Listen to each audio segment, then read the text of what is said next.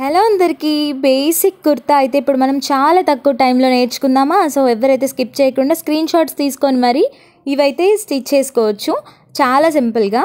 So ఇప్పుడు కటింగ్లోకి వెళ్ళిపోతే ఇదైతే బేసిక్ ఎల్ సైజ్ కుర్తీ అనమాట. యాక్చువల్గా అయితే 38 ఉంటుంది, నేను 40 పెట్టాను. సో కొన్ని బ్రాండ్స్కి 40 కూడా ఉంటుంది సైజు. సో అందుకని చెప్పేసి 38 ఉన్న వాళ్ళైతే ఇంకా 2 ఇంచెస్ మనకి కూడా ఇంకా ఖర్చు వచ్చినట్టే కదా. సో 40 పెట్టుకోండి. ఇదైతే కొంచెం సన్నగా ఉన్న వాళ్ళకి, లావుగా ఉన్న వాళ్ళకి అని ఏం లేదు, ఎగ్జాక్ట్గా బ్రాండ్ సైజెసే చెప్తున్నాను నేను. కర్వ్ కోసం అయితే నేను 14 తీసుకొని కొంచెం 1 ఇంచ్ అయితే లోపలికి పెట్టాను, ఎందుకంటే మనకి ఈజీగా అనేది కర్వ్ మలుచుకోవడానికి ముడతలు లేకుండా. టోటల్ షోల్డర్ ప్లస్ నెక్ కలిపి అయితే నేను 6.5 అయితే తీసుకున్నాను. షోల్డర్కి 3 పెట్టుకున్నాను, 3.5 ఏమో నెక్ పార్ట్కి పెట్టుకున్నాను అనమాట.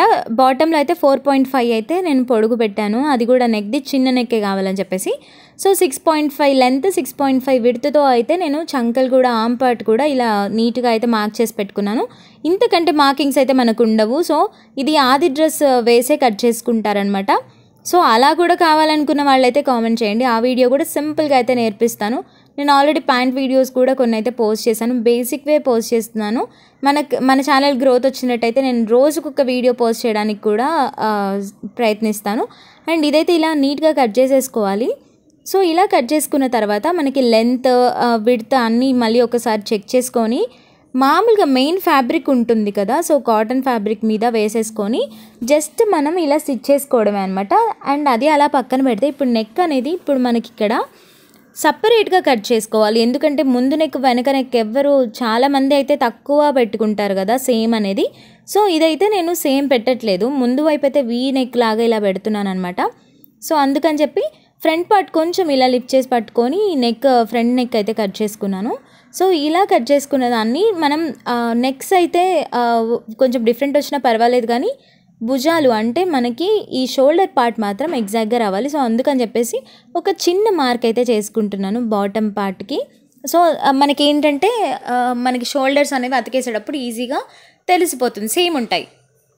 బ్యాక్ నెక్ అయితే పైకే పెడుతున్నాను. వీళ్ళకి ఏంటంటే కొంచెం అంటే లైక్ పైన వరకే హై నెక్ ఉంటేనే నచ్చుతుందంటే సో అలాగే పెట్టాము. అండ్ జారిపోవు కూడా, ఇలా హై నెక్ పెట్టిందంటే మనకి షోల్డర్స్ అనేవి జారకుండా ఉంటాయి, అది కూడా ఒక టిప్ అనే చెప్తాను. అండ్ ఇలా కట్ చేసుకున్న తర్వాత ఇదే పీసెస్ని మెయిన్ ఫ్యాబ్రిక్ అని చెప్పాను కదా, ఇదైతే బ్యాక్ పీస్ అండ్ పైదైతే ఫ్రంట్ పీస్. సో సేమ్ అయితే విడుతుంటుంది, ఓన్లీ నెక్స్ అయితే చేంజ్ అవుతాయి అంతే. సో ఇలా రాసి పెట్టుకుంటే ఏంటంటే మనకి కొంచెం కన్ఫ్యూజన్ అవ్వకుండా ఉంటుంది అంతే. సో ఇప్పుడు మెయిన్ ఫ్యాబ్రిక్లోకి పోతే, మెయిన్ ఫ్యాబ్రిక్ అయితే దీనికి కాటన్ అనమాట. సో ఈ కాటన్ ఫ్యాబ్రిక్ ఇదైతే ఉంది కదా, ఇది సిఎంఆర్లో తీసుకున్నామని కూడా నేను వీడియో కూడా చేశాను ఆల్రెడీ ఇంతకుముందు. సో ఇదైతే మనం అగైన్ 4 ఫోల్డే చేసుకోవచ్చు, కాకపోతే ఏంటంటే ఇప్పుడు సపరేట్గా కట్ చేసుకుంటున్నాం కాబట్టి అది వేస్టేజ్ అవ్వకుండా క్లాత్ అనేది మనం ఉన్న క్లాత్నే ఇలా 4 ఫోల్డ్ చేసేసుకొని దీన్ని అడ్జస్ట్ చేసుకోవాలి. పైన ఎంత విడ్త్ వస్తుంది, ఎంత హైట్ వస్తుంది అడ్జస్ట్ చేసుకొని కొంచెం ఎక్స్ట్రానే వదిలేసుకోవాలి, ఎందుకంటే జస్ట్ ఇలా స్టిచ్ చేసి నెక్ దగ్గర దాన్ని తిప్పేస్తాం కాబట్టి అటో ఇటో అవుతుంది. సో అవ్వకుండా ఇలా కొంచెం ఎక్స్ట్రా క్లాత్ అయితే తీసుకోవాలి.